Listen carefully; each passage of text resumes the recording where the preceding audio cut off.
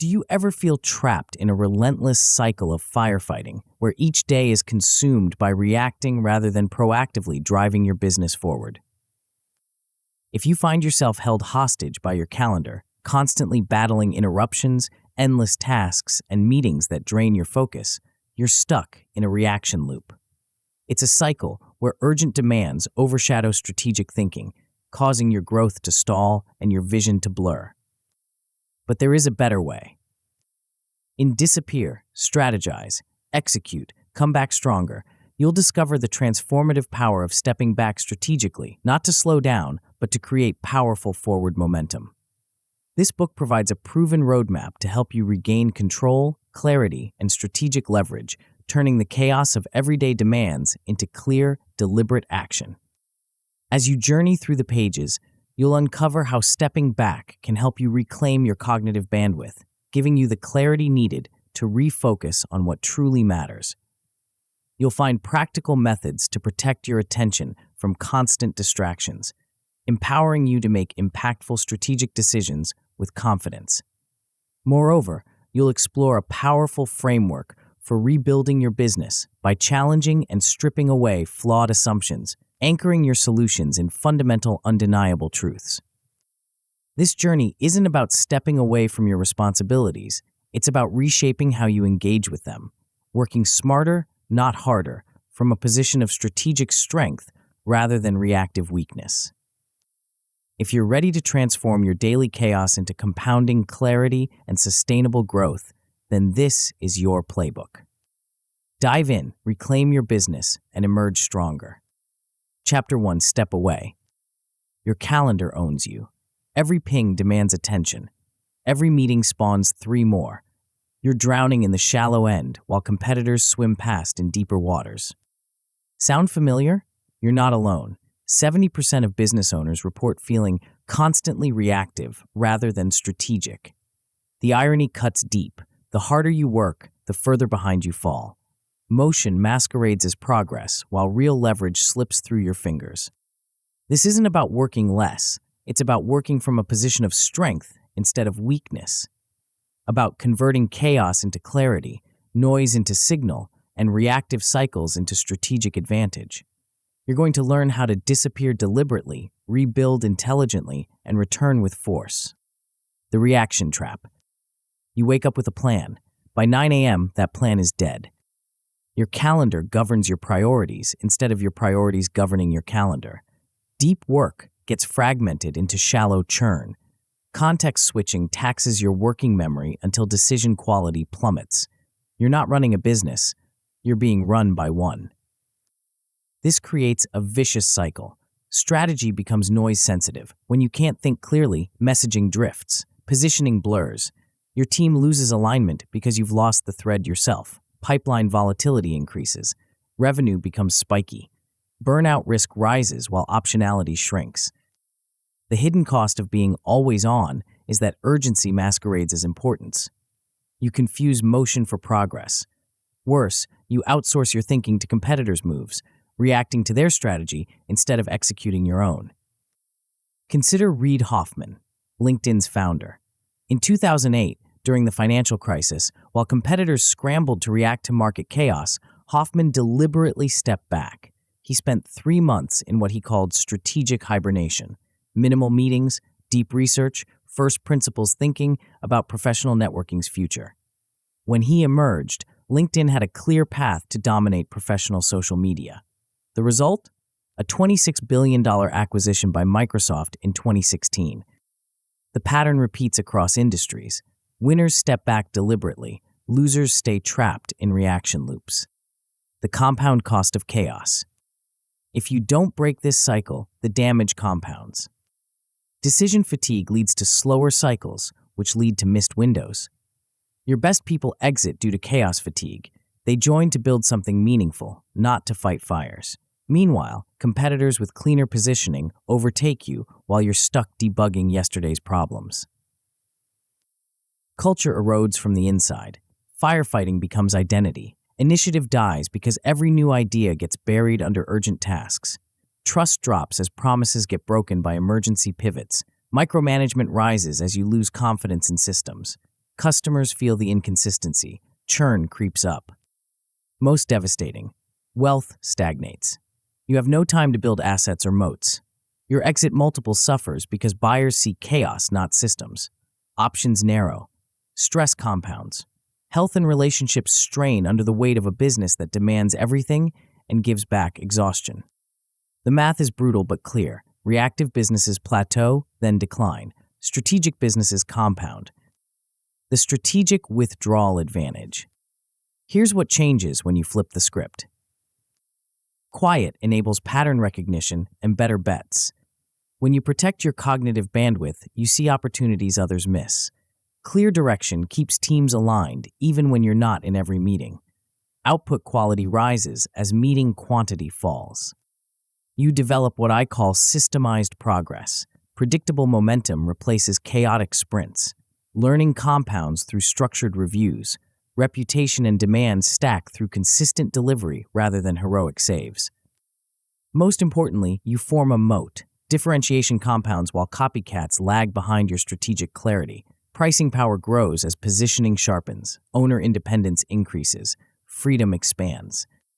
Take Sarah Blakely, Spanx founder. In 2012, facing rapid growth and operational chaos, she implemented what she called CEO sabbaticals, quarterly 3-day strategic withdrawals. No meetings, no emails, just thinking time. During one sabbatical, she identified the insight that led to Spanx's expansion into activewear, adding $100 million in annual revenue. Her systematic stepping back became the foundation for building a billion-dollar brand. Your strategic withdrawal blueprint. This book gives you a complete system. Disappear, strategize, execute, return stronger. You'll start by engineering a deliberate withdrawal, not isolation, but controlled silence that preserves trust while multiplying clarity. You'll learn to create input gates, establish escalation paths, and protect deep work blocks so thinking regains home field advantage. Next, you'll rebuild from first principles, stripping problems to their bones and reconstructing solutions that survive pressure. You'll discover how to position yourself in the shadows, testing edges without training competitors to copy you. Then comes precise execution, converting strategy into aligned action through clear intent and measurable objectives. You'll master the art of shipping minimum viable moves that prove value quickly while building systems that compound speed and quality. Finally, you'll engineer your return with momentum stacking, turning learning into visible proof, proof into demand, and demand into sustainable advantage. Each phase builds on the last. Silence precedes strategy, strategy precedes aim, aim precedes action, action requires safeguards, safeguards protect momentum, momentum powers the return. Winners versus losers. The difference between winners and losers isn't talent or luck, it's approach. Winners step back deliberately and think from first principles. They decide fast with 70% information because they know perfect information doesn't exist. They build moats quietly and show proof publicly, letting results speak louder than promises. Losers equate busyness with progress, mistaking motion for momentum. They copy competitors' tactics without understanding context, always one step behind. They protect ego over outcomes and avoid feedback that could accelerate learning. The choice is yours. You can keep reacting to the market's rhythm, or you can set your own tempo. You can stay trapped in the operator's treadmill, or you can build a machine that works for you. Strategic withdrawal isn't retreat, it's the ultimate advance. It's how you convert attention into leverage, leverage into speed, and speed into durable advantage. The next chapter reveals exactly how to architect this withdrawal without losing trust or momentum. You'll discover the power of controlled silence and why the best leaders sometimes lead by stepping back. But first, you must make a choice. Will you continue drowning in the shallow end, or will you step away to find deeper waters? Before we continue, make sure to subscribe to Grow to the Top and activate notifications to receive more self-improvement tips that will supercharge your growth. And make sure to give this video a thumbs up and share it with your friends. It really helps the channel grow.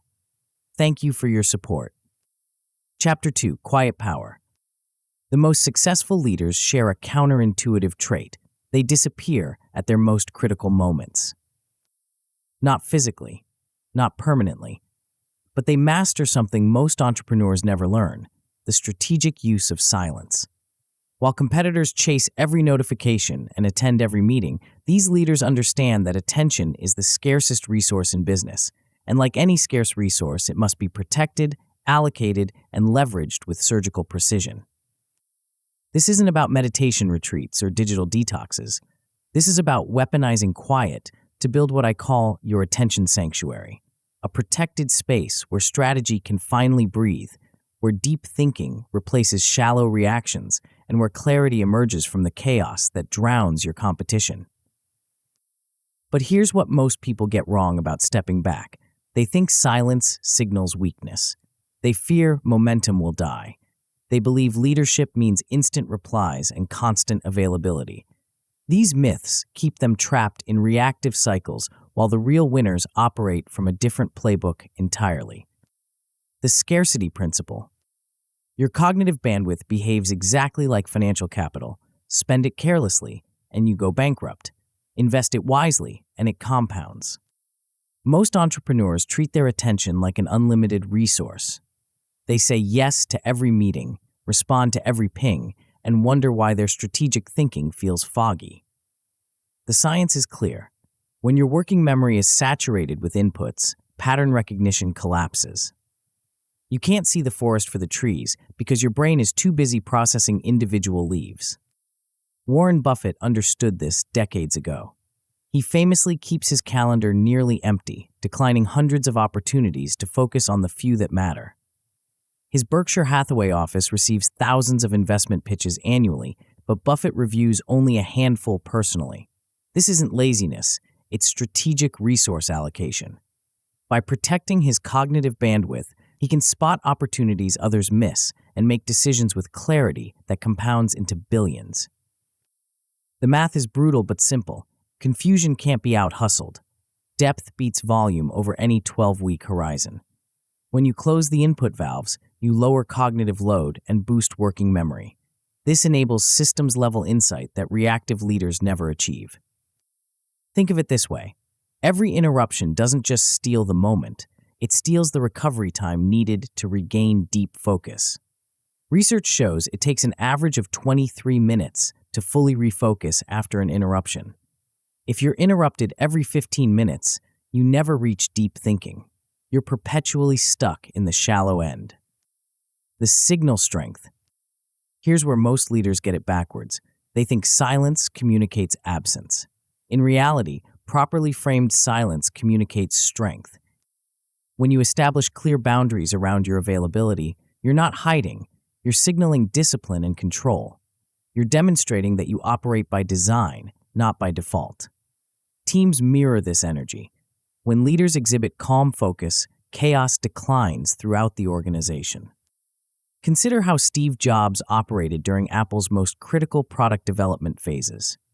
He would disappear for days at a time, working on product strategy without interruption. His team knew not to disturb these sessions unless the building was literally on fire. This wasn't antisocial behavior, it was strategic leadership. Those quiet sessions produced the insights that led to the iPhone, iPad, and Apple's transformation into the world's most valuable company. The key is framing. When you communicate your withdrawal properly, stakeholders understand you're not checking out. You're checking in to the work that matters most. You're investing in preparation that will compound their results too. This creates what I call the invisible work dividend. The thinking you do offstage upgrades your onstage performance exponentially. 1 hour of deep strategic thinking can save 10 hours of tactical scrambling. One clear decision can eliminate hundreds of smaller decisions. One well-designed system can replace countless manual interventions. The architecture of absence. Building your attention sanctuary requires more than good intentions. It requires architecture. Start with a 72-hour input audit. Track every single thing that demands your attention: apps, alerts, meetings, feeds, calls, messages. You'll be shocked by the volume. Most entrepreneurs discover they're processing over 200 inputs daily. No wonder strategic thinking feels impossible. Next, kill or batch 30 to 50% of these inputs for 30 days. This isn't permanent, it's experimental. You're testing what happens when you reduce the noise. Replace mindless scrolling with a nightly decision log where you capture thoughts and choices. This simple swap converts reactive consumption into proactive reflection. Now design your blackout plan, the system that protects your deep work while maintaining trust. Send one clear message to your team and clients explaining your new availability windows, coverage arrangements, and escalation paths. Set expectations about what outcomes you'll return with. This isn't about going dark, it's about going intentional. Establish 2 communication windows per day, perhaps 11:30 a.m. and 4:30 p.m. Outside these windows, you're unreachable except for true emergencies. Create an auto-reply that explains the system and routes genuine emergencies to your designated deputy. Batch all responses within these windows to eliminate context switching. The crown jewel of your system is 2 90-minute deep work blocks daily, protected on your calendar like client meetings. Add 1 buffer hour to absorb spillovers and unexpected urgent items. End each day with a close-the-loop checklist to ensure nothing critical falls through the cracks. The resistance you'll face. Every system faces resistance. Your system will too. Stakeholders might misread your silence as absence, especially initially. The fix is simple. Pre-wire your notice with clear escalation thresholds and deputy assignments. Explain what constitutes a true emergency versus what can wait for your next communication window. Fear of missing out will try to drag you back online. Combat this by replacing scrolling with your nightly decision journal. Spend 10 minutes capturing thoughts, decisions, and insights instead of consuming other people's content. This satisfies the need for mental activity while building strategic value. Fire drills will test your resolve. Some urgent situations will genuinely require your immediate attention. The key is enforcing your escalation matrix while reserving that daily buffer hour for legitimate surprises. Don't let one emergency justify abandoning the entire system. The biggest trap is over-engineering. Keep it simple. Change 1 gate per week, not 10. Let the system stabilize before adding complexity. Perfection is the enemy of progress, and progress is the enemy of chaos. The compound returns. When you implement this system properly, the returns compound quickly. In the first month, expect to reclaim 8 to 10 hours weekly. Your top 3 priorities will crystallize. Stress drops as decision speed rises. Sleep improves because your mind isn't processing endless inputs before bed. By month 2, you'll likely recover 15 or more hours weekly. You'll draft your first moat thesis and commander's intent. Your team adapts to the escalation rules, interrupting you less frequently. The quality of your strategic thinking noticeably improves. The best-case scenario unfolds by month 3. Your business runs smoothly, 1 to 2 days per week without your direct involvement. Your clearer messaging cadence lifts reply rates and demo conversion. You've built a machine that works for you instead of against you.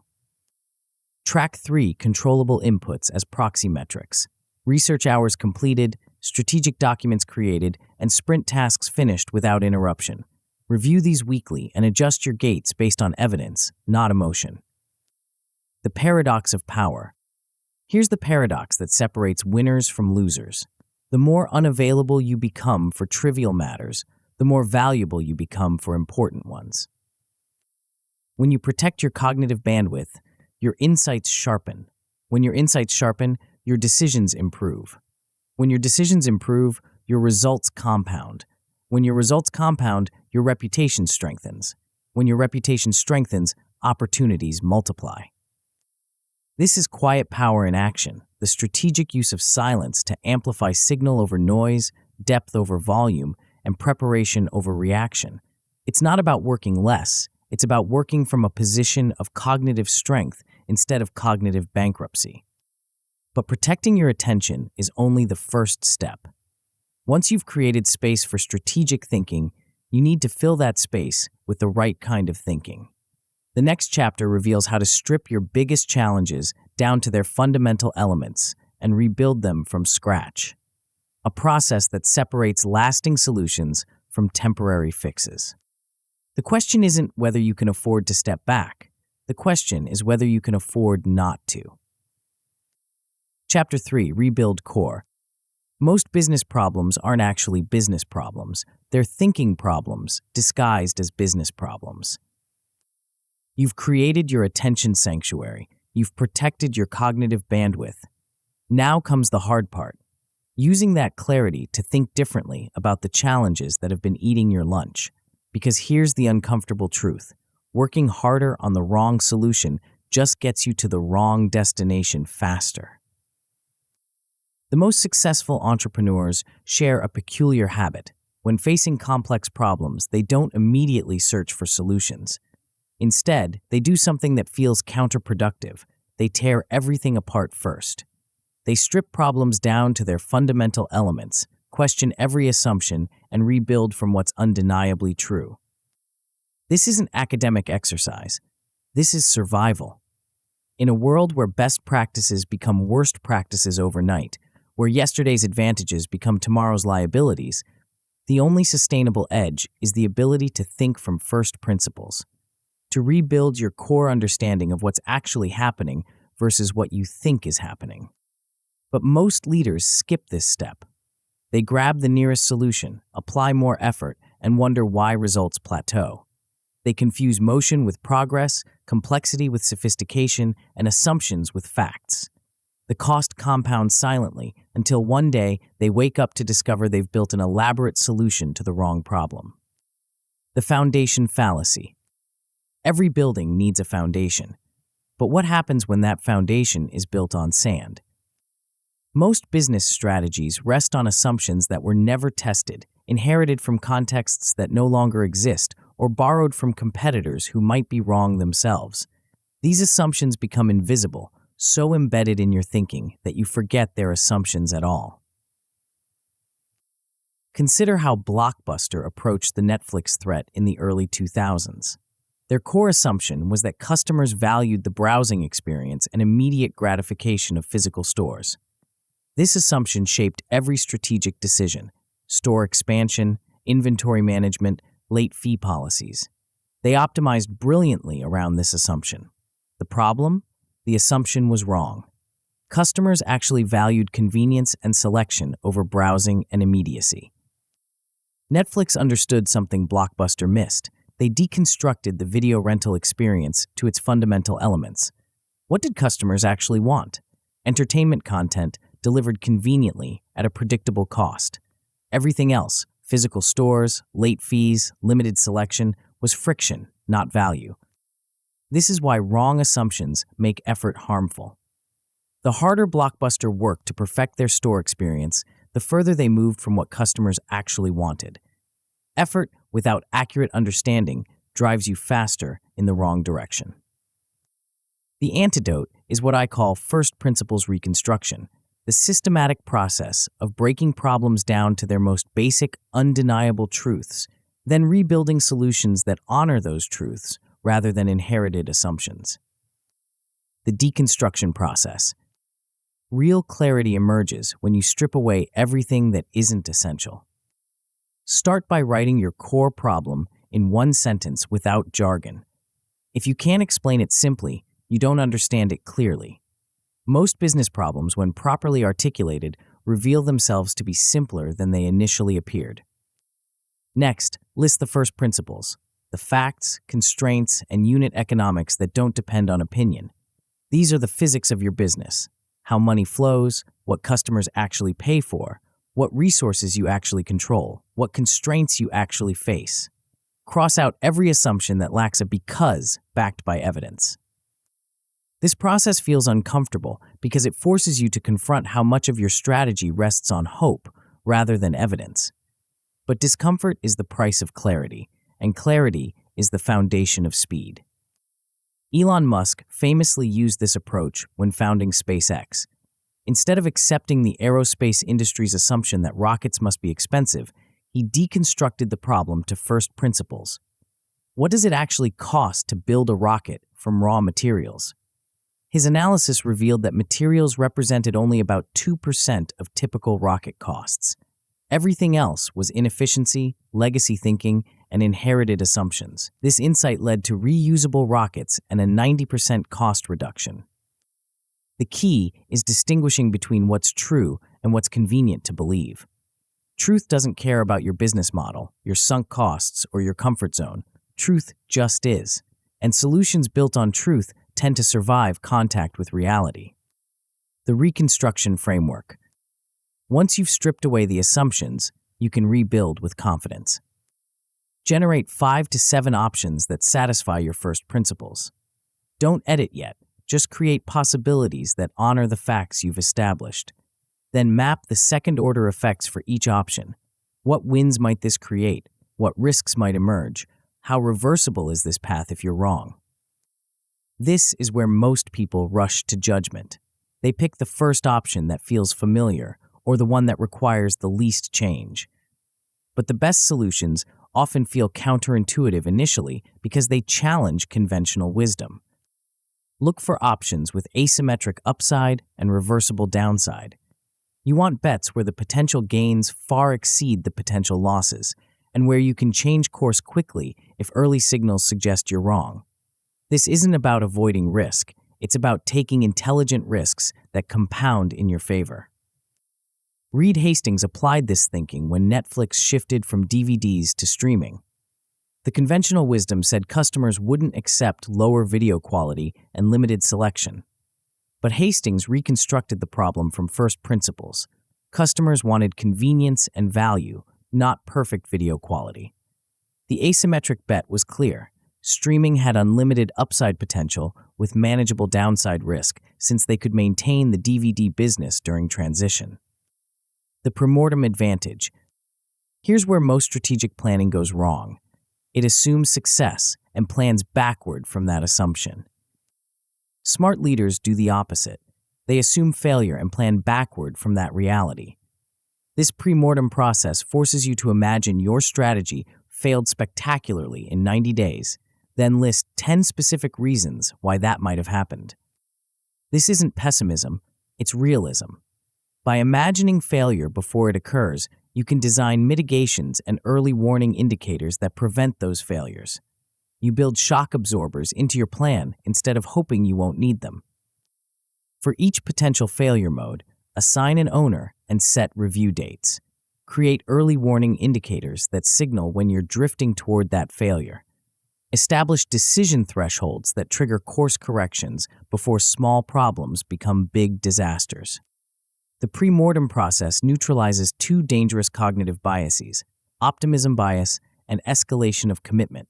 Optimism bias makes you underestimate risks and overestimate your ability to handle them. Escalation of commitment makes you throw good money after bad when early signals suggest you're wrong. By pre-imagining failure, you give yourself permission to change course when evidence suggests you should. You separate your ego from your strategy, making pivots feel like smart adaptations rather than admissions of failure. The minimum viable test. All this thinking means nothing without action, but not just any action, the right action. Choose the smallest possible move that proves or disproves your core thesis.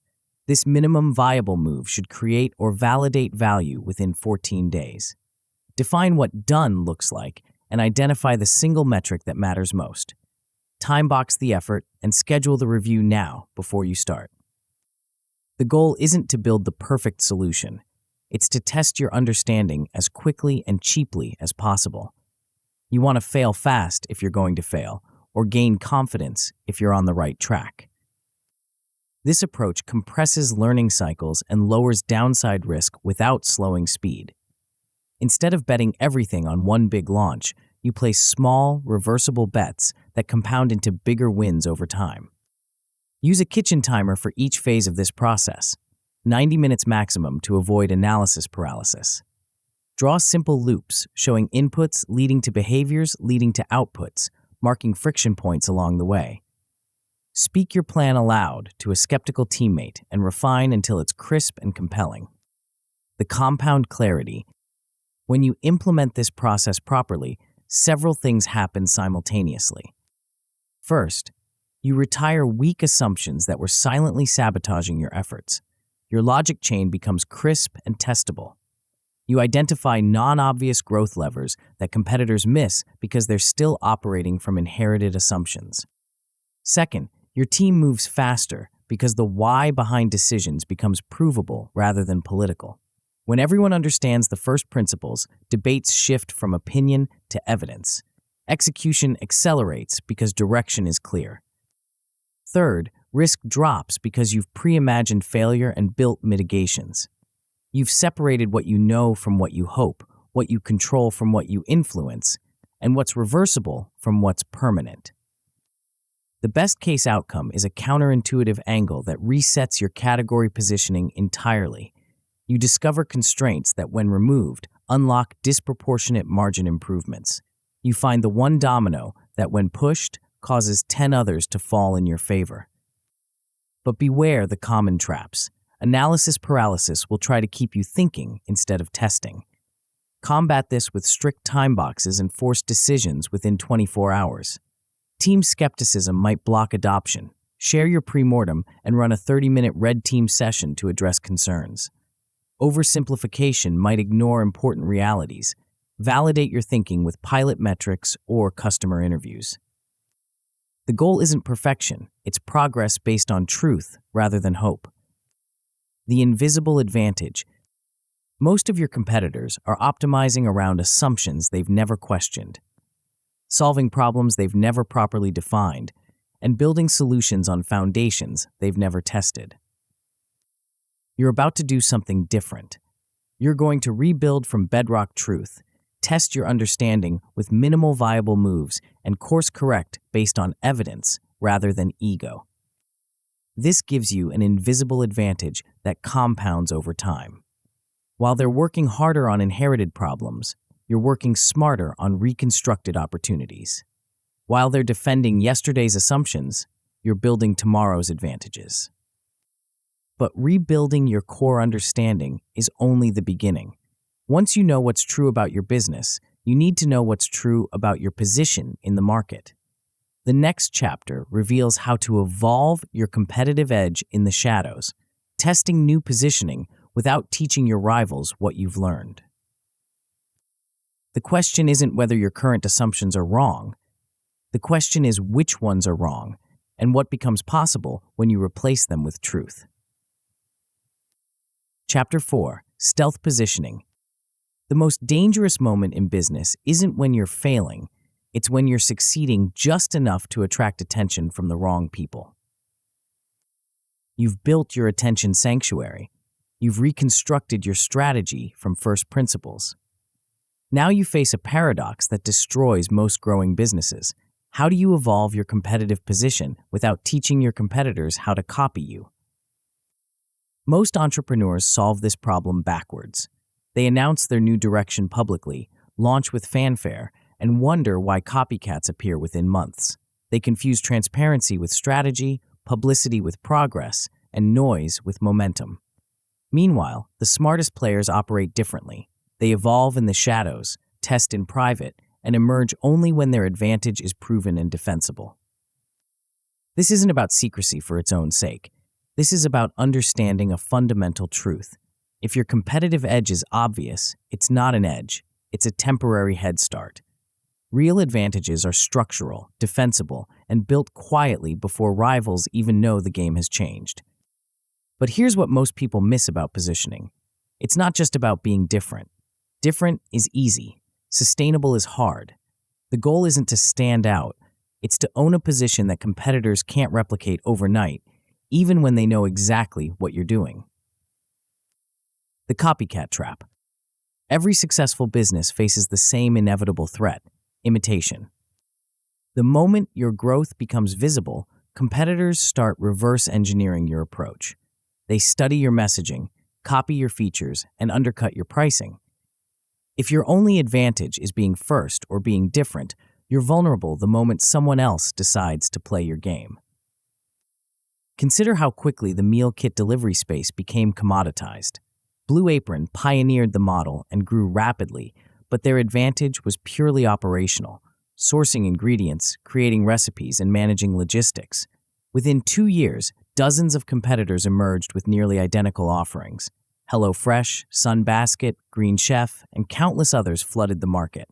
Blue Apron's stock price collapsed from $43 to under $3 as their first mover advantage evaporated. The problem wasn't execution, it was positioning. Blue Apron built a business model that was easy to copy because it relied on operational efficiency rather than structural advantages. They had no moat, no switching costs, no network effects. When competitors arrived with similar quality and lower prices, customers had no compelling reason to stay. This is why positioning multiplies every dollar and hour you invest. When you own a defensible position, your marketing becomes more effective, your sales cycles shorten, your pricing power increases, and your customer retention improves. When you lack a moat, every success just attracts more competition that erodes your margins. The solution isn't to avoid success. It's to build success on foundations that competitors can't easily replicate. But this requires a different approach to how you develop and communicate your positioning. The shadow laboratory. Smart positioning happens in the shadows, not in the spotlight. While your competitors are announcing their strategies on social media and conference stages, you're quietly running experiments that reveal what actually works versus what sounds good in theory. You're testing micro-offers with small audiences, measuring real behavior instead of survey responses, and iterating based on evidence rather than opinions. This stealth mode repositioning serves two purposes. It protects your learning from competitors while ensuring your positioning is based on proof rather than hope. You avoid the common trap of falling in love with your own ideas before customers validate them. Start by choosing your wedge, a narrow slice of the market where you can dominate completely before expanding. Define your ideal customer with surgical precision: their job title, budget range, urgency level, and success metrics. Articulate their number one painful outcome and their desired win. Draft a one-line promise that solves their pain credibly. The key is resisting the temptation to go broad too quickly. You win narrow, then expand adjacently. A sharp wedge gives you focus, reduces competition, and creates word of mouth within a tight community. Broad positioning means you're competing with everyone and owning nothing. Netflix understood this when they launched their streaming service.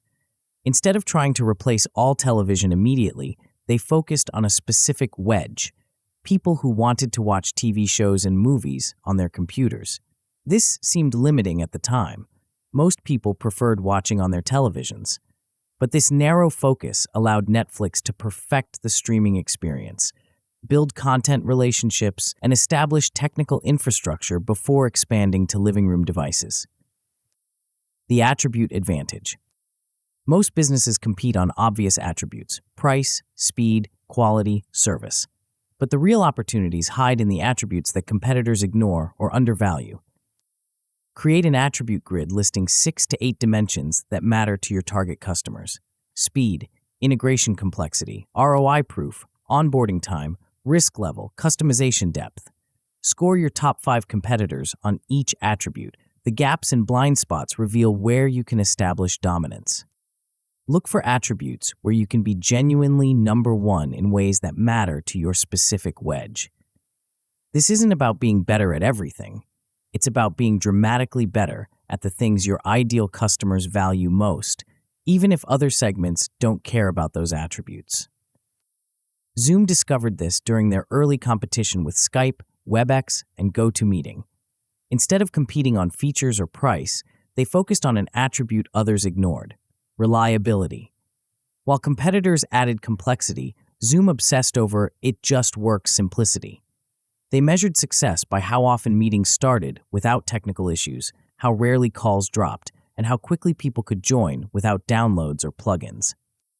This focus on reliability seemed almost boring compared to competitors' feature announcements, but it created a structural advantage that was hard to copy because it required different technical architecture decisions, different resource allocation, and different cultural priorities. By the time competitors recognized reliability as a key differentiator, Zoom had built technical and cultural moats that took years to replicate. The testing protocol. All positioning is hypothesis until proven by customer behavior. Launch 2 to 3 micro-offers privately to your chosen wedge. These aren't full product launches.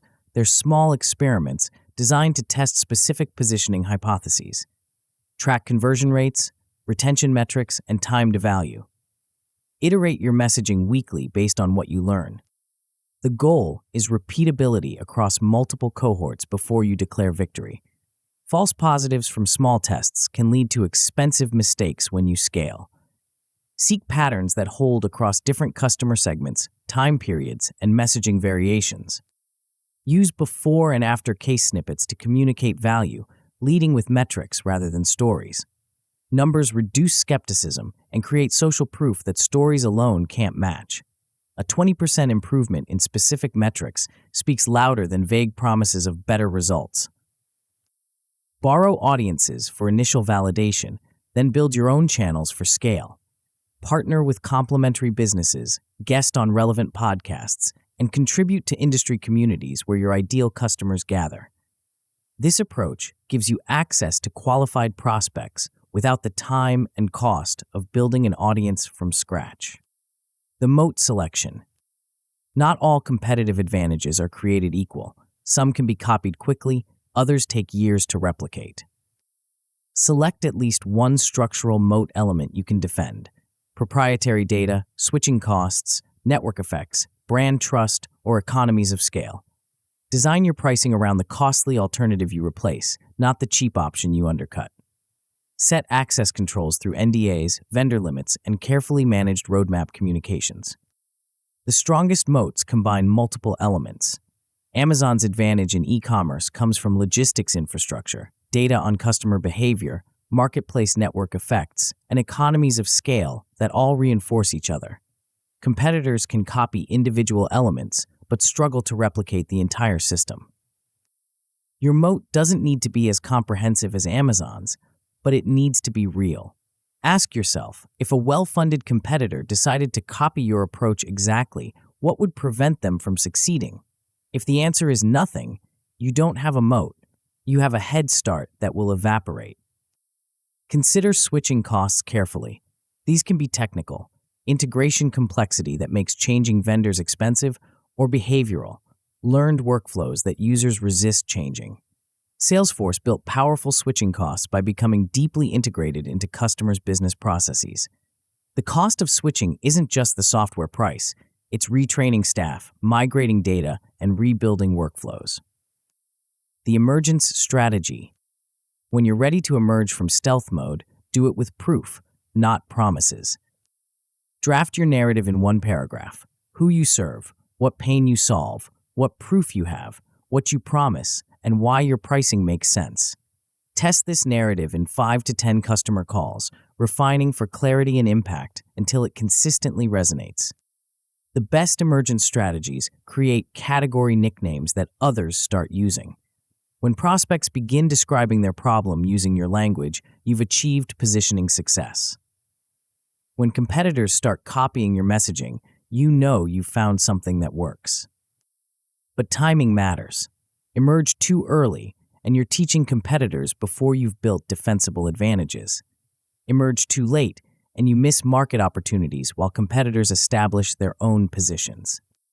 Watch for 3 signals that indicate readiness: consistent conversion rates across multiple customer cohorts, clear differentiation that customers can articulate back to you, and at least one structural moat element that would take competitors significant time to replicate. The compound positioning. When stealth positioning works, several things happen simultaneously. Your sales cycles shorten because your narrative is sharp and your proof is compelling. Churn drops because you're attracting better fit customers who value what you actually deliver. Pricing power increases because you're solving urgent problems in ways competitors can't easily match. The best outcome is becoming the category definition that others chase rather than lead. You set the terms of competition instead of reacting to them. Your positioning becomes self-reinforcing as customer success stories attract similar prospects who face similar challenges.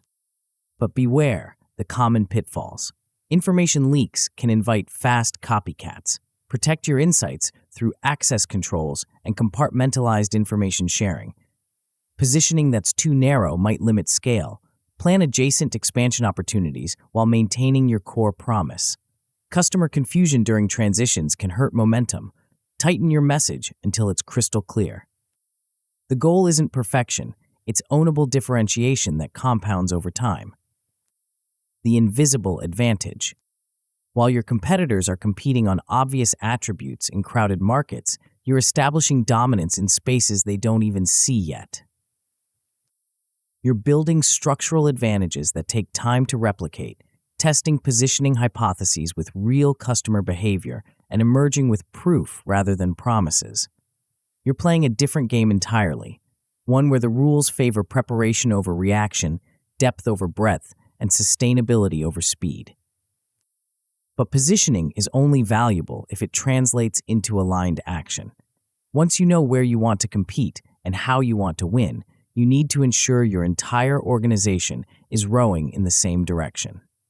The next chapter reveals how to convert your positioning insights into crystal clear direction that accelerates decision-making and eliminates the chaos that kills momentum. The question isn't whether you can build a better mousetrap. The question is whether you can build a mousetrap that's better in ways that matter to the right mice, and whether those advantages will still matter when other trap makers notice your success. Chapter 5. Aim and Align. The most expensive mistake in business isn't picking the wrong strategy, it's having a great strategy that nobody understands. You've built your attention sanctuary. You've reconstructed your approach from first principles. You've positioned yourself strategically in the shadows. Now comes the moment that separates winning leaders from brilliant strategists who never quite win. Translating your insights into action that your entire team can execute with precision. Most leaders think alignment happens automatically. They assume that because they understand the strategy, everyone else will too. They communicate once, maybe twice, and wonder why execution feels sluggish, why decisions take forever, why meetings multiply like weeds. The problem isn't that people don't want to help. It's that they don't know how to help because the target keeps shifting in their minds. Here's the uncomfortable truth. Your team isn't mind readers. They can't execute a strategy that exists only in your head. They need something more powerful than detailed plans or inspiring visions. They need what military strategists call commander's intent, a crystal clear directive that tells them what to achieve and why, even when everything else changes. But most business leaders have never learned this skill. They confuse complexity with sophistication, assume more goals mean more growth, and wonder why their brilliant strategies die in the translation from boardroom to execution. The alignment paradox. Here's what kills most promising strategies. Not the competition, not the market, not even execution, but internal misalignment that creates drag at every decision point. When goals are unclear, teams chase conflicting priorities and throughput collapses.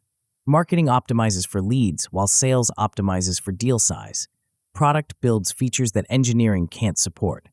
Operations focuses on efficiency while customer success focuses on satisfaction. Everyone works hard, but the vectors don't add up. Meetings swell to fill the vacuum of direction.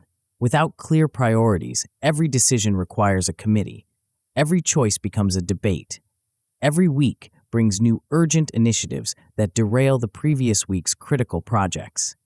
The calendar becomes a battleground where competing priorities fight for attention. Consider what happened at Yahoo during its final years. The company had talented people, significant resources, and multiple promising strategies, but they pursued too many directions simultaneously: search, content, advertising, mobile, social media, video. Each division optimized for different metrics. Each quarter brought new priorities that contradicted the previous quarter's focus. The result wasn't just failure. It was expensive, exhausting failure that burned out their best people. The antidote isn't more planning or better communication. It's what I call exit backward clarity, starting with where you want to end up and working backward to ensure every action moves you closer to that destination. The freedom formula. Most business goals are actually disguised activity metrics. Grow revenue by 30% sounds like a goal, but it's really just a bigger version of what you're already doing.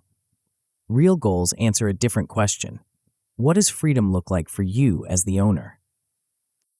Start by defining your 3-year freedom target with 2 specific components: owner independence score and valuation band. Owner independence measures how well your business runs without your daily involvement. Can you take a month off without revenue dropping? Do decisions happen without you? Does the business solve problems automatically? Valuation band gives you a concrete exit target if you choose to sell. This isn't about actually selling. It's about building a business valuable enough that selling becomes a choice rather than a necessity. When you know your target valuation, you can reverse engineer the metrics that drive that value: recurring revenue, customer retention, margin structure, growth rate. Map quarterly waypoints between now and your 3-year target. Then identify the one domino for the next 12 weeks, the single most important thing that, if achieved, makes everything else easier or unnecessary. This becomes your North Star for the quarter. Equally important, identify your non-goals. What will you explicitly not pursue, even if opportunities arise? These boundaries prevent distraction and give your team permission to say no to good ideas that don't serve the primary objective. Reed Hastings applied this thinking when Netflix faced the streaming transition. His 3-year freedom target was clear: become the dominant global streaming platform with original content that competitors couldn't license away. The quarterly domino was equally clear: prove that customers would accept streaming-only subscriptions even if it meant losing DVD selection. Everything else, international expansion, original content production, device partnerships, was secondary until they proved the core thesis. The one-sentence strategy. The most powerful strategic tool isn't a detailed plan. It's a single sentence that captures your objective, key effect, and purpose so clearly that anyone can make decisions aligned with your intent. This commander's intent follows a simple formula: win specific market by achieving measurable proof so we unlock strategic advantage. For example, win the enterprise project management niche by achieving 90% customer retention so we unlock premium pricing power and predictable growth. The magic happens when this sentence becomes the filter for every decision. Should we add this feature? Does it help us win our specific market, achieve our measurable proof, or unlock our strategic advantage? Should we hire this person? Does their role directly contribute to the commander's intent? Should we pursue this partnership? Does it accelerate our path to the intended outcome? Test your commander's intent with your team. Can they repeat it back accurately after hearing it once? Can they explain how their daily work connects to it? Can they use it to make decisions when you're not in the room? If not, it's too complex or too vague. The best commander's intent statements survive chaos because they focus on outcomes rather than tactics. When market conditions change, when competitors respond, when unexpected opportunities arise, the intent remains constant while the methods adapt. The measurement framework. Intent without measurement is just hope. You need a system that translates your commander's intent into specific, measurable actions that your team can execute and track weekly. This is where most goal-setting systems fail. They focus on lag metrics, revenue, profit, customer count, that reflect past performance rather than driving future behavior. Lag metrics tell you if you won or lost, but they don't tell you how to win. Lead metrics are different. They measure the behaviors that create the outcomes you want. Instead of close $100,000 in new business, try ship 8 demos per week. Instead of reduce customer churn to 5%, try complete follow-up calls within 24 hours for all new customers. Build 1 to 3 objectives maximum for your 12-week sprint. Each objective gets 2 to 4 key results that measure progress toward that objective. Design your key results to be 70% difficult, challenging enough to require focus and creativity, achievable enough to maintain momentum. Create a weekly rhythm around these metrics. Monday morning, each team member commits to their key results for the week. Friday afternoon, they report actual results and identify what's stuck. This isn't about blame or micromanagement. It's about visibility and course correction. Google pioneered this approach with their OKR system, which they've used since 1999. Every quarter, each team sets objectives and key results that ladder up to company-wide goals. Every week, they review progress and adjust tactics.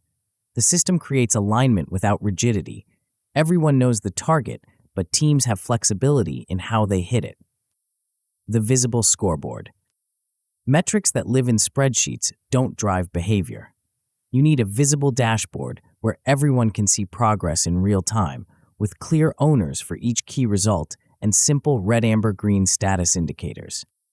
The scoreboard serves three purposes. It makes progress visible, it creates healthy peer pressure, and it enables rapid course correction when things drift off track. When metrics are visible, teams self-correct without management intervention. When metrics are hidden, problems compound silently until they become crises. Monthly resets keep the system fresh. Remove key results that are stuck or no longer relevant. Recalibrate targets based on new information. Add new metrics that reflect evolved priorities. The goal isn't perfection. It's continuous alignment between intent and action. The execution rhythm. The best measurement systems create rhythm, not bureaucracy. Short stand-ups replace long status meetings. Yesterday, today, stuck, nothing more. If someone is stuck, either solve it immediately or schedule a separate session with the right people. Protect focus by capping objectives at 3 maximum. If everything is a priority, nothing is a priority. Use not doing lists to reinforce what you're explicitly choosing to ignore. Give your team permission to say no to requests that don't serve the commander's intent. Write key results as behaviors you control rather than outcomes you hope for. You control how many demos you ship, how many follow-up calls you make, how many features you release. You influence but don't control how many deals close, how many customers renew, how much revenue you generate. The compound clarity. When this system works, several things happen simultaneously that multiply your effectiveness. Decision speed increases because everyone knows the criteria. Meetings shrink because status updates happen asynchronously. Cycle times fall 20 to 30% because handoffs are clearer and dependencies are visible. Your team starts self-correcting instead of waiting for direction. Most importantly, you reclaim 6 to 10 hours per week that were previously spent in coordination meetings, status updates, and decision debates. This time returns to strategic work, the thinking that compounds your competitive advantage. The best outcome is when execution feels inevitable rather than heroic. Your team knows what to do, why it matters, and how to measure progress. They make good decisions without you because they understand the intent behind the decisions. But beware the common traps. Vanity metrics that look impressive but don't drive behavior will sabotage your system. Replace them with lead indicators tied to specific actions. Goal sprawl will dilute focus. Hard cap at 3 objectives and defer everything else. Whiplash pivots will destroy trust. Revisit your commander's intent monthly, but change it only when evidence demands it. The strategic advantage. While your competitors are drowning in competing priorities and endless meetings, you're operating with laser focus and measurable progress toward a clear destination. You've converted your strategic insights into executable direction. You've aligned your team around outcomes that matter. You've created systems that drive behavior rather than just measure results. You've built the foundation for execution that compounds rather than just accumulates. But having clear direction is only valuable if you can execute on it consistently. The next chapter reveals how to convert your aligned intent into relentless progress through systematic execution that builds momentum rather than burning energy. The question isn't whether your team wants to succeed. The question is whether they know exactly what success looks like and how their daily work creates it. Chapter 6: Relentless Execution. The graveyard of business is filled with brilliant strategies that never shipped. You've built your attention sanctuary. You've reconstructed your strategy from first principles. You've positioned yourself strategically and aligned your team around clear intent. Now comes the moment that separates dreamers from builders, converting all that strategic thinking into systematic action that compounds over time. Most entrepreneurs think execution means working harder. They equate effort with progress, hours with results, and busyness with momentum. They launch big initiatives, chase perfect plans, and wonder why their carefully crafted strategies die in the messy reality of daily operations. But the best executors operate differently. They understand that execution isn't about heroic effort. It's about building systems that make progress inevitable. They ship small things fast, document what works, and layer leverage so each win makes the next win cheaper and easier. This isn't about moving faster. It's about moving smarter. About creating what I call execution momentum, a self-reinforcing cycle where shipping leads to learning, learning leads to improvement, and improvement leads to more shipping.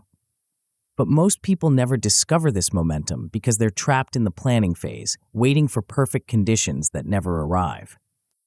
The shipping imperative. Here's the uncomfortable truth about strategy. It's worthless until it meets reality. You can spend months perfecting your plan, but the market doesn't care about your plan. It cares about what you actually deliver. Every day you spend planning is a day your competitors spend learning from real customer feedback. Every week you delay shipping is a week of potential insights lost forever. The market is the ultimate referee. It doesn't matter how logical your strategy sounds in the boardroom or how compelling your projections look in spreadsheets. What matters is whether real customers will pay real money for what you're actually building. Consider how Reid Hoffman approached LinkedIn's early development. Instead of building a comprehensive professional networking platform from the start, he shipped the minimum viable version in just 5 months. It had basic profiles, connection requests, and little else. Critics called it incomplete. Users found bugs. But Hoffman understood something his competitors missed. Shipping beats debating because feedback beats assumptions. That early, imperfect version of LinkedIn taught them what users actually wanted versus what they thought users wanted. They discovered that people cared more about seeing who was connected to whom than about detailed professional histories. They learned that simple connection requests worked better than complex networking features. These insights, gathered from real usage, shaped every subsequent decision. Meanwhile, competitors spent years building better platforms that launched to crickets because they were optimized around assumptions rather than evidence. By the time they shipped, LinkedIn had already iterated through dozens of improvements based on real user behavior. This is why shipping beats debating.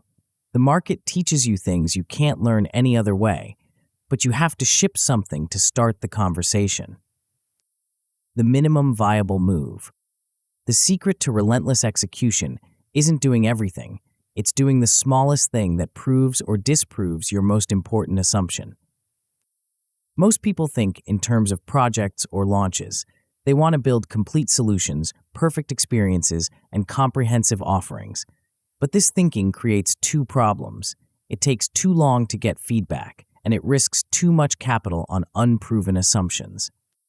Smart executors think in terms of minimum viable moves, the smallest possible action that creates or validates value within 14 days. Not 14 weeks, not 14 months, 14 days. This forces brutal prioritization. What's the one thing that, if proven, makes everything else easier? What's the smallest test that could change your entire strategy if it fails? What's the fastest way to get real market feedback on your most critical assumption?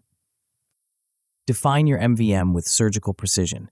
The smallest deliverable that creates or validates value, one success metric that matters, one owner who's accountable, and a strict 14-day time box.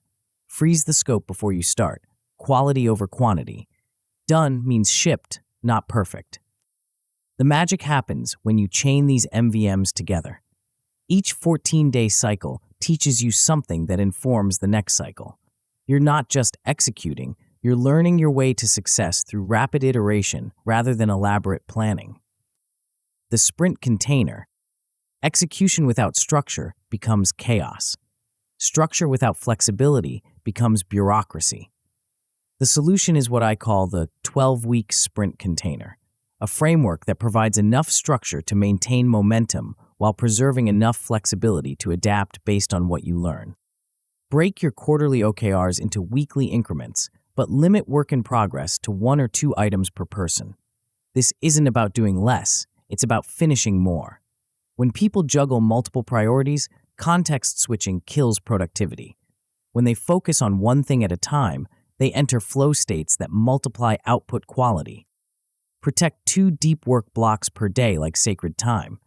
Stack meetings into 2 afternoons per week, leaving mornings free for the thinking work that actually moves the business forward.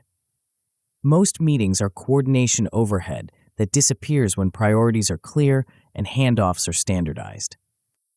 Create a simple Friday review rhythm. What shipped, what didn't ship, why, and what changes next week. This isn't about blame or micromanagement, it's about rapid course correction based on evidence rather than opinion. The 12-week container creates urgency without panic. It's long enough to accomplish meaningful work, but short enough to maintain focus. It forces you to choose what matters most while providing multiple opportunities to adjust based on what you learn. The knowledge multiplier. Here's where most execution systems break down. They treat every task as a one-time event instead of building reusable assets that compound over time. Smart executors document as they go, converting tacit knowledge into explicit systems that multiply future speed and quality. This isn't about creating bureaucratic documentation. It's about building what I call the SOP flywheel that makes your business smarter with every iteration.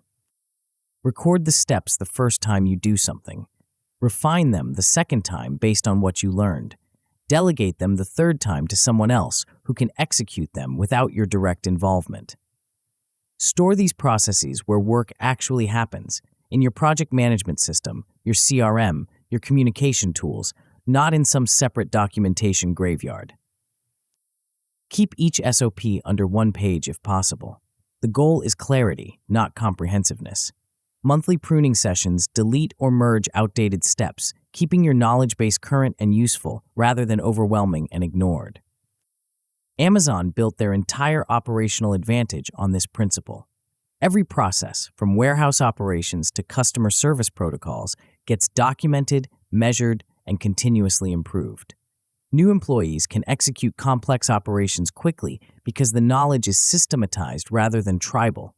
Improvements compound because they're captured in systems rather than lost when people leave. This approach transforms your business from a collection of individual efforts into a learning machine that gets smarter and faster over time. The leverage stack.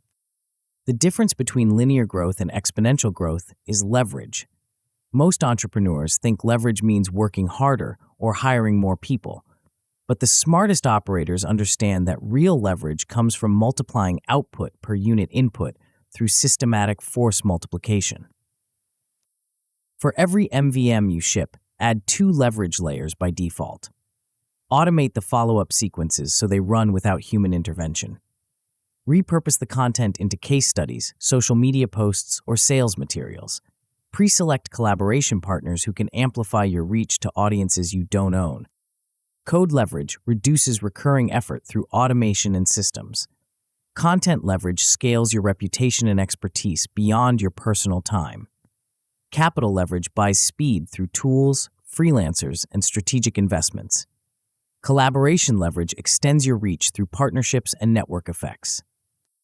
The key is stacking these leverage types so they reinforce each other. Your automated systems generate data that improves your content. Your content attracts collaboration partners who extend your reach. Your partnerships generate capital that funds better automation. Each layer makes the others more effective. Allocate a small capital buffer for speed, tools that save time, freelancers who handle routine tasks, strategic investments that accelerate learning. This isn't about spending money to solve problems. It's about investing money to buy time and focus for higher leverage activities. The momentum machine. When you combine rapid iteration, systematic documentation, and leverage stacking, something magical happens. You create a momentum machine that improves itself. Each MVM teaches you something that makes the next MVM smarter. Each documented process makes similar work faster and more reliable. Each leverage layer makes future efforts more effective. The compound effect creates what feels like inevitable progress rather than heroic effort. Timebox everything to build speed as a cultural muscle. Cut scope, not quality, when you're behind schedule. Ship on fixed days to create a shipping culture where delivery becomes automatic rather than exceptional. Visualize your workflow and cap work in progress to eliminate the thrashing that kills productivity. The best outcome is building mini machines that run without your direct involvement. Inbound content loops that generate leads automatically. Referral engines that turn customers into advocates. Onboarding automation that delivers value without human intervention. These systems free up 1 to 2 days per week for strategic work that compounds your competitive advantage. The execution traps. Every execution system faces predictable challenges that can derail momentum if you're not prepared. Scope creep will try to expand your MVMs beyond their 14-day containers. Combat this by defining done up front and using a change control rule. Defer additions to the next sprint unless they're absolutely critical. Brittle SOPs will become outdated and ignored unless you keep them lightweight and empower people to edit them based on real experience. Team thrash will emerge if you don't limit work in progress and enforce deep work blocks. Standardize handoffs between team members so coordination becomes automatic rather than negotiated. Metrics drift will pull your attention toward vanity statistics that look impressive but don't drive behavior. Recenter on one success metric per MVM and kill everything else. The goal isn't perfection, it's sustainable progress that compounds over time. The compound advantage. While your competitors are stuck in planning cycles and heroic execution phases, you're building systematic momentum that accelerates automatically.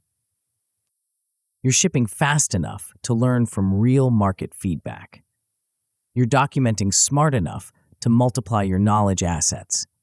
You're leveraging systematically enough to make each win cheaper and easier than the last. You're building a machine that works for you instead of just working harder yourself. But even the best execution systems face unexpected challenges that can derail progress and destroy momentum. The next chapter reveals how to engineer resilience into your operations so volatility becomes information rather than injury, and how to build systems that actually get stronger under stress. The question isn't whether you can execute your strategy. The question is whether you can build execution systems that improve themselves faster than your competitors can copy them. Chapter 7, Risk Mastery. The most dangerous moment in business isn't when things go wrong, it's when everything seems to be going right. You've built your execution machine. You're shipping consistently, documenting systematically, and stacking leverage with each win. Momentum feels inevitable. Progress compounds daily. Your confidence grows with every successful sprint. But here's what most entrepreneurs discover too late. Success creates its own vulnerabilities. The faster you grow, the more single points of failure emerge. The more complex your operations become, the more ways they can break. The more dependent you become on specific vendors, channels, or team members, the more fragile your entire system becomes.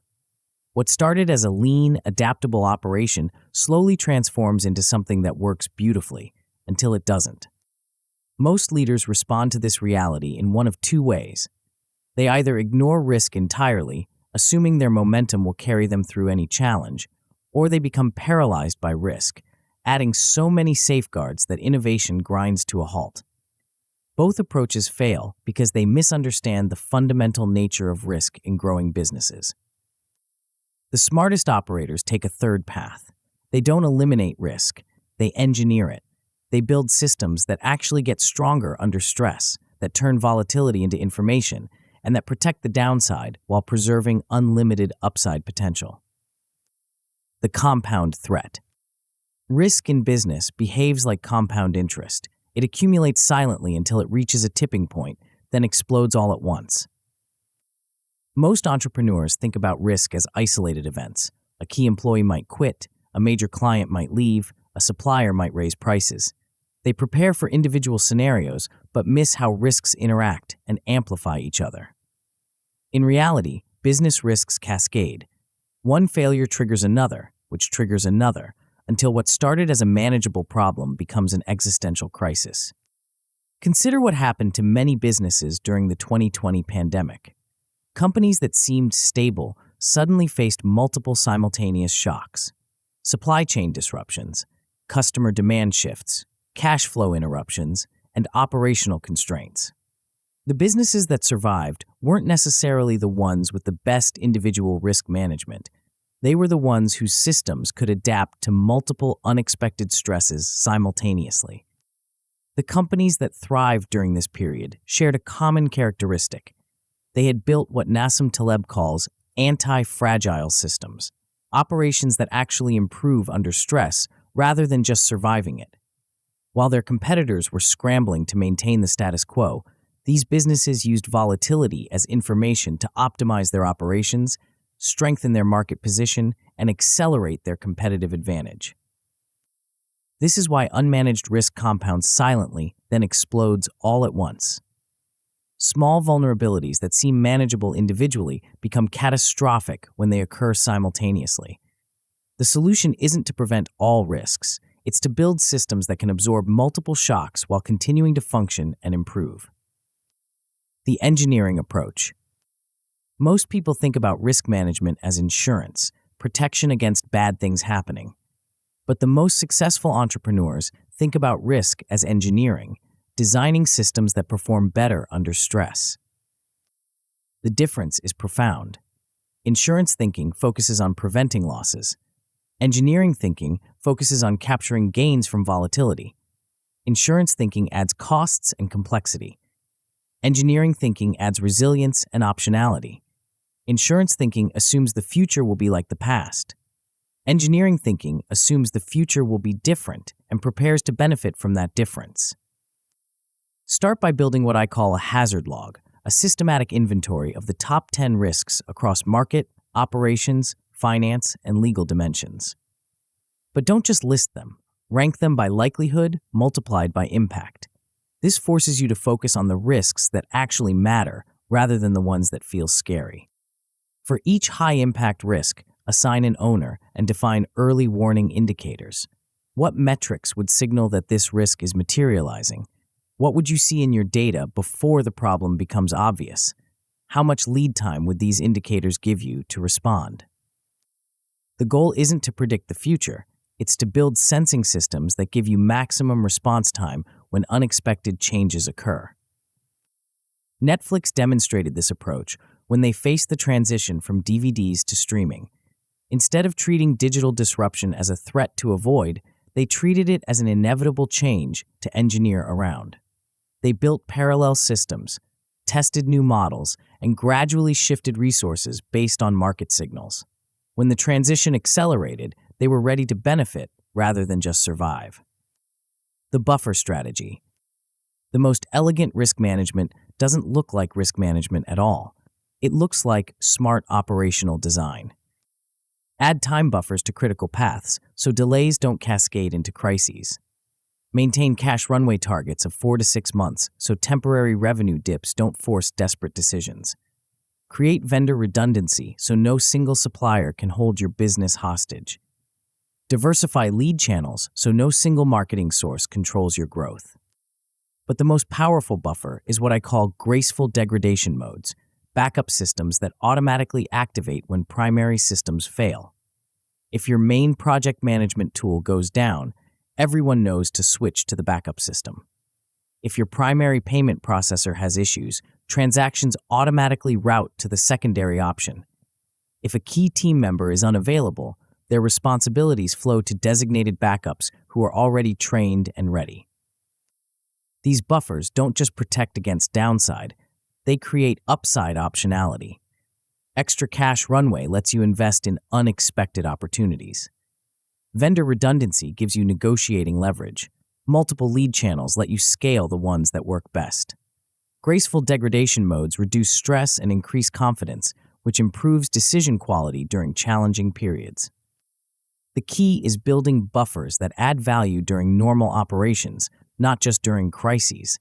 This way, your risk management pays for itself through improved performance rather than just insurance costs. The kill switch protocol. Here's where most risk management fails. It relies on human judgment during stressful situations when judgment is most likely to be compromised. Smart risk engineering removes human emotion from critical decisions by predefining objective thresholds that trigger automatic responses. These kill switch criteria specify exactly when to stop, pivot, or scale based on measurable data rather than subjective feelings. For example, if customer acquisition cost exceeds lifetime value divided by 3 for 2 consecutive weeks, pause all advertising spend. If monthly churn rate exceeds 8% for 3 months, initiate the retention protocol. If cash runway drops below 4 months, activate the expense reduction plan. Write these triggers before you need them, when your judgment is clear and your emotions are stable. Pre-commit publicly to these thresholds and empower designated deputies to pull the switches even if you disagree in the moment. Review and tighten the thresholds monthly as your data improves and your understanding deepens. This approach prevents the escalation of commitment bias that destroys so many businesses. When you've invested significant time, energy, and resources into a strategy, it becomes psychologically difficult to admit it's not working. Kill switch criteria remove this emotional burden by making the decision automatic and objective. Jeff Bezos applied this thinking at Amazon with their famous two-way door decision framework. For reversible decisions, they move fast with limited analysis. For irreversible decisions, they slow down and add safeguards. But most importantly, they predefine what evidence would cause them to reverse course, removing ego and emotion from the equation. The stress test laboratory. The most valuable risk management happens before risks materialize, through systematic stress testing that reveals vulnerabilities while they're still fixable. Run quarterly shock tests that simulate different types of disruption: supplier loss, traffic drops, pricing pressure, key person unavailability. Time your response to each scenario. Capture lessons learned. Update your standard operating procedures based on what you discover. The goal isn't to predict specific future events, it's to build organizational muscle memory for handling unexpected stress. When real crises occur, your team responds quickly and calmly because they've practiced similar scenarios in low-stakes environments. Vary your stress tests to avoid overconfidence. Never reuse the same scenario twice in a row. Rotate between different types of disruption so your systems become generally resilient rather than specifically prepared for one type of challenge. Document your findings in a simple war room document that specifies who decides what, when, based on which metrics. This removes confusion and delay during actual emergencies when clear decision-making is most critical. The anti-fragile advantage. When you implement systematic risk engineering, something counterintuitive happens. Volatility becomes your competitive advantage rather than your vulnerability. While your competitors are scrambling to maintain stability during market disruptions, you're using the same disruptions to optimize your operations, test new approaches, and strengthen your market position. Stress reveals information about what works and what doesn't. Challenges force innovation that wouldn't happen during stable periods. Uncertainty creates opportunities for businesses that are prepared to act quickly. Your systems become anti-fragile. They actually improve under stress rather than just surviving it. Customer service challenges reveal process improvements that increase satisfaction. Supply chain disruptions force efficiency innovations that reduce costs.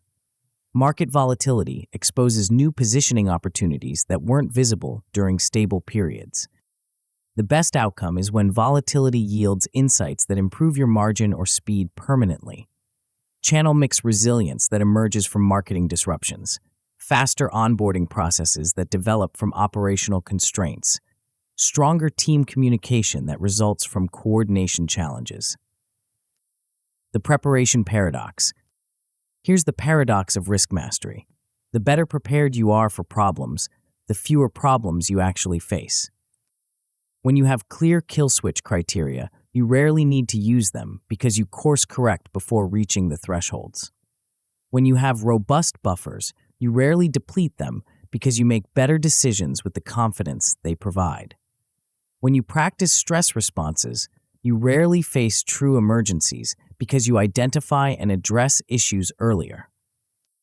But beware the common traps that undermine risk engineering. Analysis paralysis will try to keep you planning instead of acting. Cap your analysis windows and decide with 70% information. Ignored switches will render your criteria useless. Pre-commit in writing and assign enforcement to someone outside the project. Too many contingencies will create complexity paralysis. Prioritize the top 5 risks and archive the rest. The goal isn't perfect protection. It's intelligent exposure that captures upside while containing downside. The compound resilience. While your competitors are building brittle systems optimized for perfect conditions, you're building resilient systems that thrive in imperfect conditions. You're engineering risk rather than avoiding it. You're building buffers that add value during normal operations. You're creating automatic responses that remove emotion from critical decisions. You're practicing stress responses that build organizational confidence and capability. Most importantly, you're turning volatility into information that improves your competitive position rather than just surviving market changes. But even the most resilient systems need a way to communicate their strength to the market. The next chapter reveals how to convert your hard-won resilience and accumulated capabilities into visible proof that attracts opportunity and accelerates demand. The question isn't whether you'll face unexpected challenges. The question is whether those challenges will make you stronger or just make you tired. Chapter 8. Return momentum. The hardest part of disappearing isn't the withdrawal, it's the comeback. You've done the invisible work. You've rebuilt your strategy from first principles, positioned yourself strategically, aligned your team, executed relentlessly, and engineered resilience into your operations. You've accumulated insights, capabilities, and proof that your competitors don't possess. But here's what most entrepreneurs discover too late. None of that matters if the market doesn't know about it. The business world has a short memory. While you were heads down building, your audience moved on. Prospects forgot about you. Competitors filled the narrative vacuum you left behind. Your previous positioning became stale. Your old proof points became irrelevant. The market kept the story they had about you instead of learning the story you've become. This is the cruel irony of strategic withdrawal. The very silence that enabled your transformation now threatens to hide its results. You've become stronger, but you appear absent. You've gained advantages, but they remain invisible. You've solved important problems, but nobody knows you've solved them. Most leaders handle re-entry badly. They either return too quietly, hoping their improved results will speak for themselves, or too loudly, making grand announcements that feel disconnected from reality. Both approaches fail because they misunderstand how perception changes in the marketplace. The smartest operators know that comebacks aren't automatic, they're engineered. Re-entry requires as much strategic thinking as withdrawal. You don't just announce your return, you design it. The memory problem. Markets don't reward improvement, they reward visible improvement that they can understand and remember. While you were building your competitive advantages, your audience was consuming hundreds of other messages from dozens of other sources. Your previous positioning got buried under newer, louder claims. Your past proof points got overshadowed by more recent success stories. Your brand became associated with whatever narrative filled the void during your absence. This creates what psychologists call the recency effect. People remember and weight recent information much more heavily than older information. It doesn't matter how impressive your historical achievements were. What matters is what you've done lately that people can see and understand. Consider how Apple handled Steve Jobs' return in 1997. The company had spent years in decline, releasing confusing products and losing market share.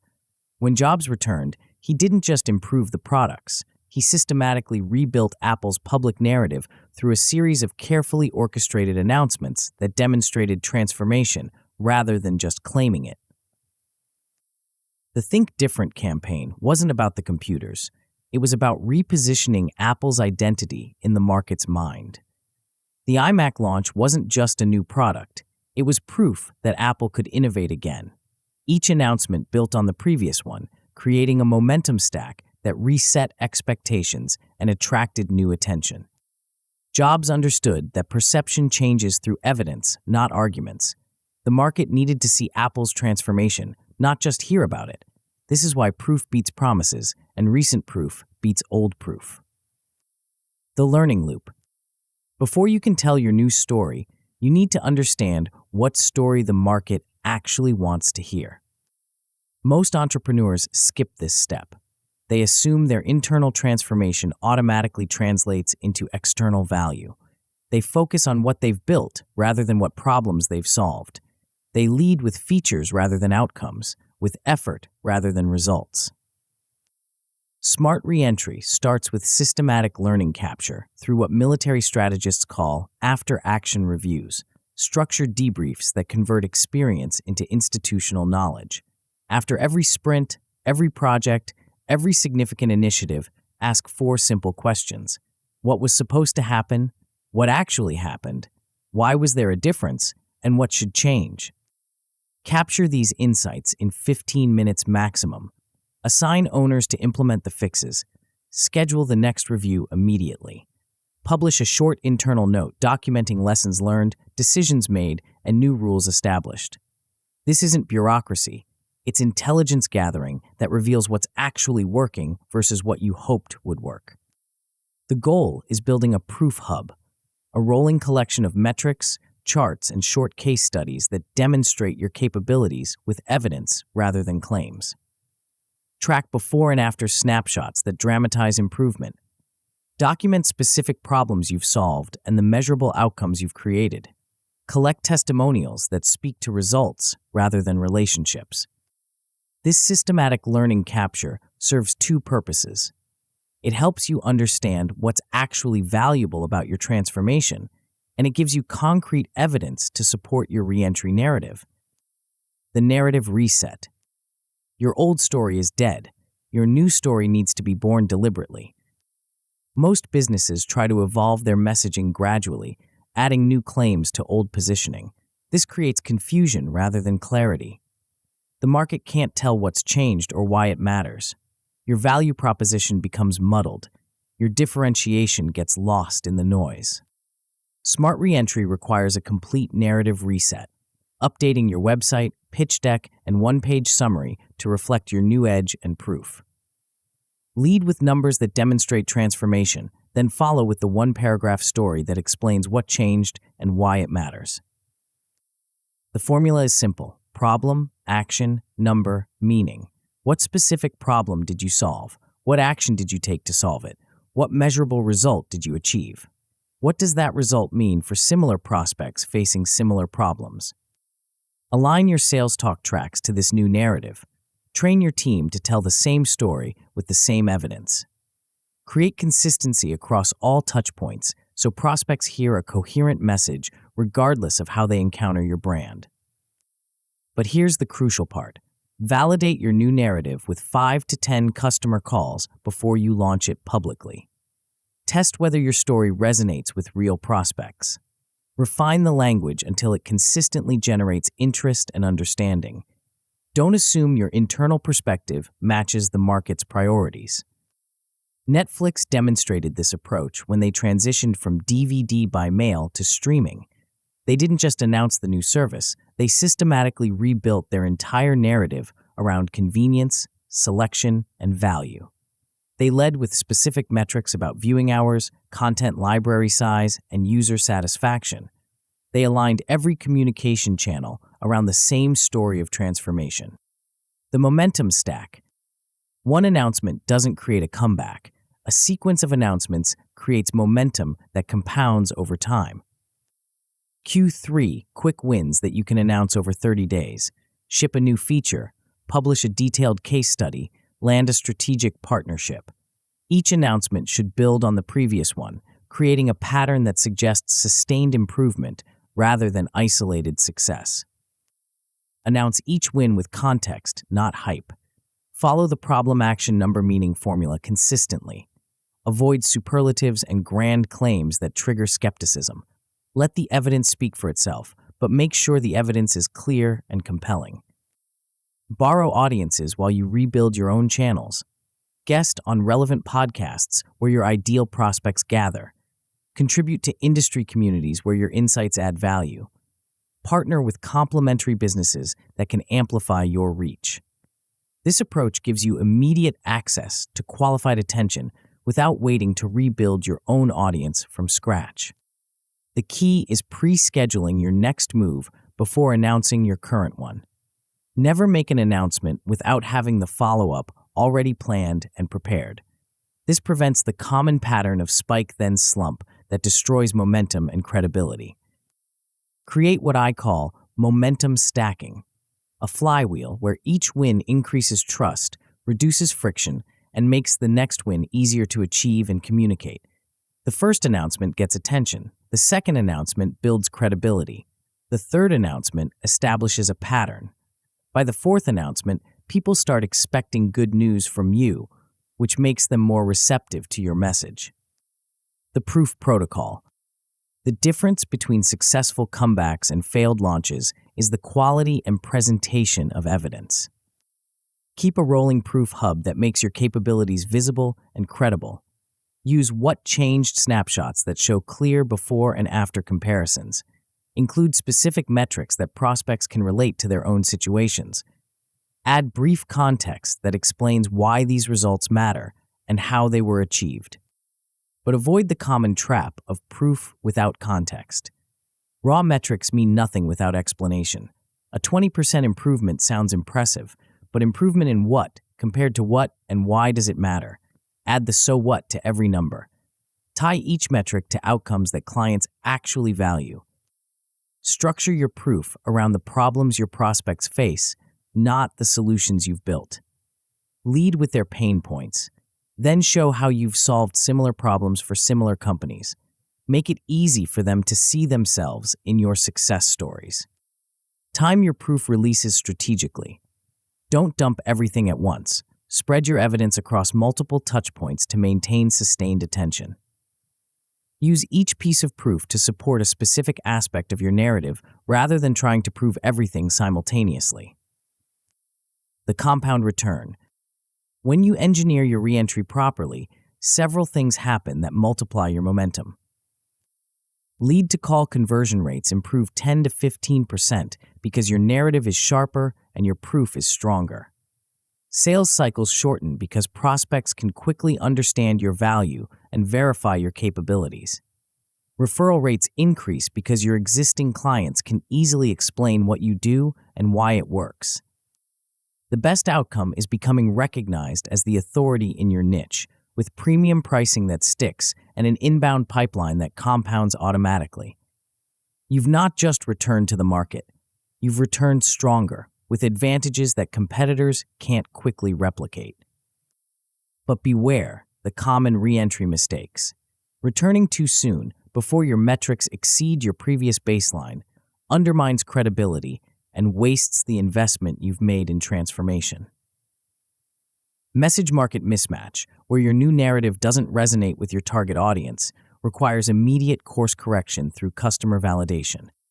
The spike then slump pattern, where one big announcement isn't followed by sustained proof, destroys momentum faster than silence. Always calendar your next 3 moves before making your first announcement. The visibility advantage. While your competitors are making noise without substance, you're making strategic announcements backed by systematic proof. You've converted your invisible work into visible value. You've reset market expectations through evidence rather than promises. You've created momentum that attracts opportunity rather than just attention. You've built a proof system that compounds credibility over time. Most importantly, you've learned how to disappear strategically and return stronger, a capability that becomes more valuable each time you use it. But mastering the individual components of strategic withdrawal and return is only the beginning. The next chapter reveals how to weave these elements into a repeatable system that transforms your entire approach to business building, creating sustainable advantage that compounds over time. The question isn't whether you can make a successful comeback.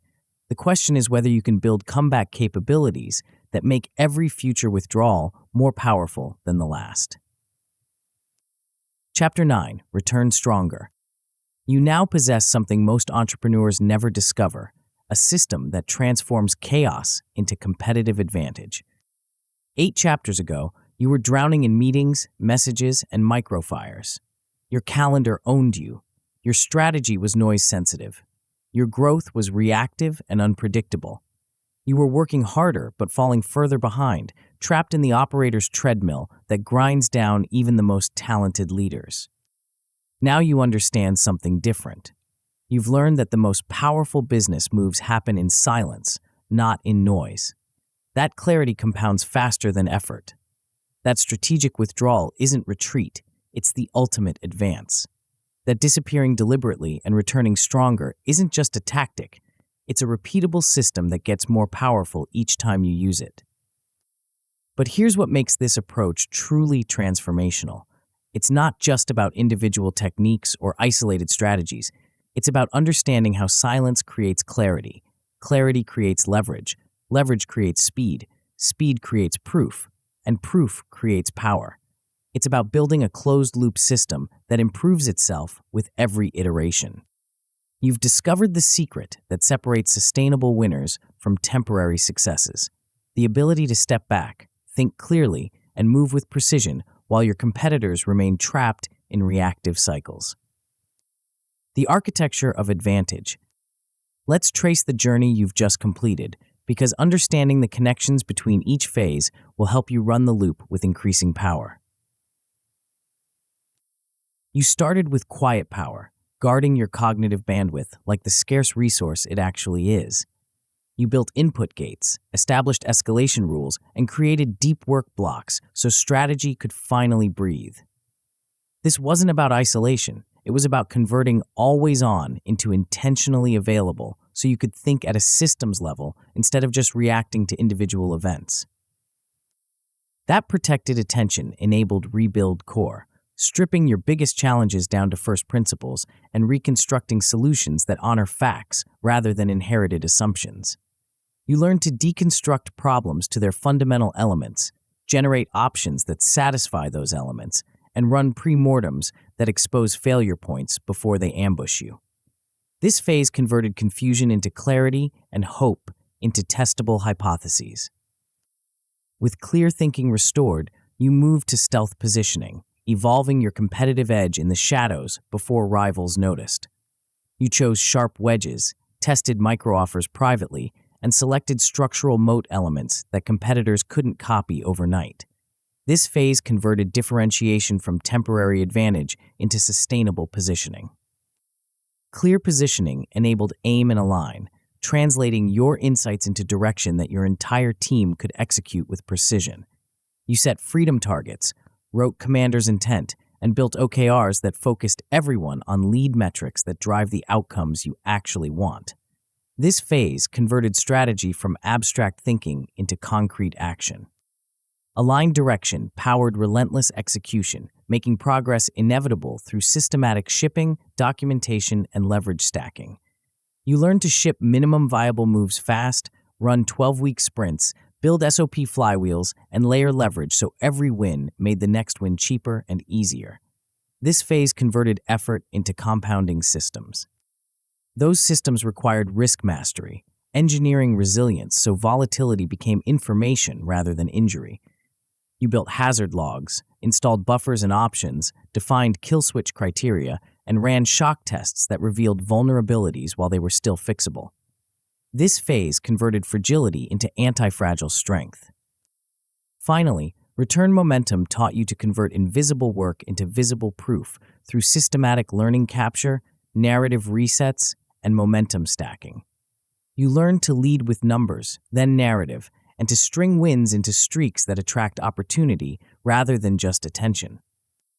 Each phase built on the previous one. Each capability enabled the next. Each cycle through the system made you stronger, faster, and more resilient than before. The compound transformation. What you've built isn't just a collection of techniques. It's a transformation in how you operate as a leader and how your business functions as a system. You now command pace and position instead of reacting to market forces. You set the tempo of your industry rather than responding to competitors' moves. You choose when to engage and when to withdraw based on strategic advantage rather than external pressure. You've replaced chaos with cadence, stress with strategic calm, and reactive firefighting with proactive system building. This transformation unlocks pricing power and negotiating leverage that didn't exist before. When you operate from a position of strategic strength, backed by systematic proof and protected by structural moats, you can charge premium prices because you deliver premium value in ways competitors can't easily replicate. Your proposals get accepted faster because your track record speaks louder than your promises. But the transformation extends beyond just business metrics. Your relationships improve across every dimension. Your team gets clarity instead of confusion, autonomy instead of micromanagement, and fewer emergency interruptions because systems handle routine decisions automatically. Your clients get predictable delivery and honest iteration because you've built processes that compound quality over time. Your partners trust your rhythm because you've demonstrated the ability to deliver consistently on your commitments. Most importantly, you can now achieve things that were impossible before. Predictable progress without burnout, shorter sales cycles with stickier margins, and a business that moves forward even when you step away. You've built a machine that works for you instead of just working harder yourself. The multiplying returns. Here's where the system becomes truly powerful. Continued practice improves results while requiring less effort. Your SLPs accumulate with each cycle, making similar decisions faster and more reliable. Your decision-making accelerates because you've built frameworks that convert complex choices into simple criteria. Your error rates drop because you've documented what works and systematized the handoffs between team members. Your moats thicken with each iteration as you refine your positioning, strengthen your proof, and deepen your structural advantages. Copycats lag further behind because they're copying your tactics while missing your systems. Your marketing becomes easier because your reputation does more of the selling for you. Each 12-week cycle requires less energy while producing bigger outcomes. The first cycle feels challenging because you're building new muscles and establishing new rhythms. The second cycle feels more natural because your team understands the cadence. By the third cycle, the system starts running itself, freeing your attention for higher leverage strategic work. This is the compound advantage that most entrepreneurs never discover, the ability to build systems that improve themselves while reducing the effort required to operate them. You scale by systems, not by sacrifice. You grow by leverage, not by labor. You win by preparation, not by heroics. The strategic calm. What you've ultimately built is something even more valuable than business success: strategic calm. Most entrepreneurs live in a state of constant anxiety, always wondering if they're making the right decisions, always worried about what competitors are doing, always stressed about whether their current success will continue. They confuse motion with progress, busyness with productivity, and noise with signal. You now operate from a different foundation. You have systems that generate reliable feedback about what's working and what isn't. You have frameworks that convert uncertainty into testable hypotheses. You have processes that turn individual insights into institutional knowledge. You have the confidence that comes from building something sustainable rather than just riding temporary momentum. This strategic calm isn't complacency. It's the opposite. It's the quiet confidence that comes from knowing you can adapt to whatever changes occur because you've built systems that thrive on volatility rather than just surviving it. You welcome competition because it validates your market and forces you to improve. You embrace uncertainty because it creates opportunities for businesses that are prepared to act quickly. You've learned the ultimate business skill, the ability to step back, think clearly, and move with precision regardless of external circumstances. Your next move. The system you've learned is only as powerful as your commitment to using it. Knowledge without action is just entertainment. Understanding without implementation is just intellectual exercise. Your first move is simple but crucial. Block a 7-day withdrawal window on your calendar within the next 30 days, not next quarter, not when things slow down, not when you have more time. Now, while the insights are fresh and your motivation is high, send a simple silence notice to your team and key stakeholders explaining the time frame, coverage arrangements, and what outcomes you'll return with. Set expectations that this isn't vacation. It's strategic work that will benefit everyone. Establish escalation paths for true emergencies while protecting your deep work time for the thinking that matters most. During that 7-day window, draft your one-sentence commander's intent using the formula you learned. Win specific market by achieving measurable proof so you unlock strategic advantage. Test it with your team. Refine it until it's crystal clear. Use it as the filter for every decision going forward. Then run your first 12-week cycle. Choose one minimum viable move that proves or disproves your most important assumption. Ship it within 14 days. Document what you learn. Stack leverage on what works. Kill what doesn't. Review, reset, and repeat. The magic happens in the repetition. Each cycle teaches you something that makes the next cycle more effective. Each withdrawal creates space for insights that compound your competitive advantage. Each return demonstrates capabilities that attract better opportunities. The ultimate payoff. Here's the stunning realization that will transform how you think about business forever. You don't need more noise. You need more nerve. The courage to step back when everyone else is rushing forward. The discipline to think deeply when everyone else is reacting quickly. The confidence to move with precision when everyone else is moving with panic. The wisdom to build systems when everyone else is chasing tactics. You now understand that the most powerful position in any market isn't the loudest or the fastest. It's the most strategic.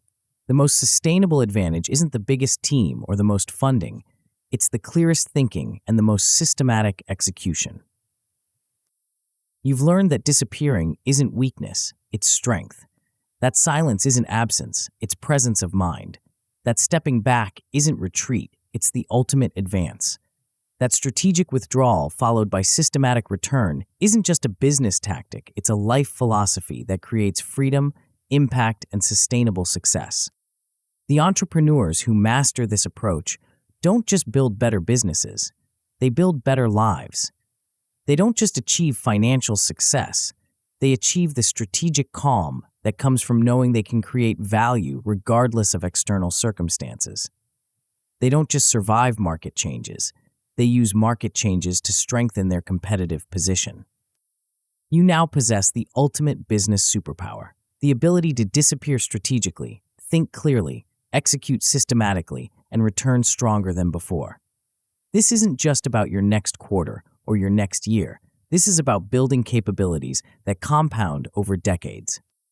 The question isn't whether this system works. The question is whether you have the nerve to use it. Step back with purpose, decide with clarity, move with force. Disappear, strategize, execute, come back stronger. The market is waiting for leaders who understand that true power comes not from making more noise, but from making better moves. You're now equipped to be one of them. Your strategic withdrawal starts now.